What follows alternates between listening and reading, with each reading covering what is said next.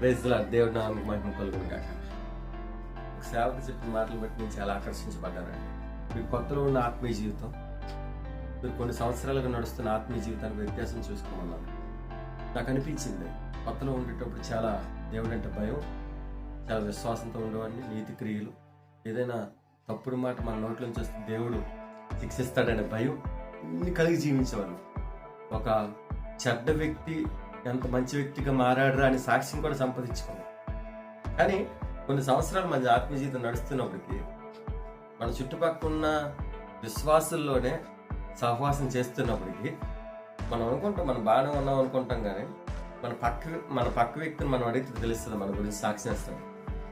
నీ మాట తీరి కానీ, నీ వైఖరి కానీ, నువ్వు ఒకరి వైపు చూసే చూపు కానీ, ఎంత తక్కువగా చూస్తున్నావు, ఎంత చిన్నగా చూస్తున్నావు, నువ్వు ఎంత ప్రెస్టీజియస్గా ఫీల్ అవుతున్నావు అనే విషయాలు కానీ మన పక్క వ్యక్తిని మన గురించి అడిగినట్లయితే ఆ వ్యక్తి మనతో మౌమాటంగా అబద్ధం ఆడకుండా నిజం చెప్పినట్లయితే మన ఆత్మీయ జీవితం తేలిపోతాను.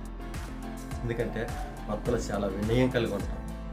అదే కొన్ని సంవత్సరాలు నడుస్తున్న కొద్ది ఆత్మీయ జీవితం ఎలా ఉంటుందంటే చాలా నాకే అన్ని తెలుసులే అని, నాకే మొత్తం తెలుసులే అని ఆ డైనమాలో కొన్ని అహంకారమైన మాటలు, కొంతమందిని వేలు చూపించడం, కొంతమందిని తక్కువ చేయడం, ఇట్లాంటివన్నీ చేస్తుంటాం. అవి మనకి తప్పులుగా కనపడవు, కానీ దేవుడు అంటాడు ఎవరిని తక్కువ చేయొద్దు, నిన్ను నువ్వు తగ్గించుకుంటే హెచ్చించబడతావు దేవుడు అంటున్నాడు.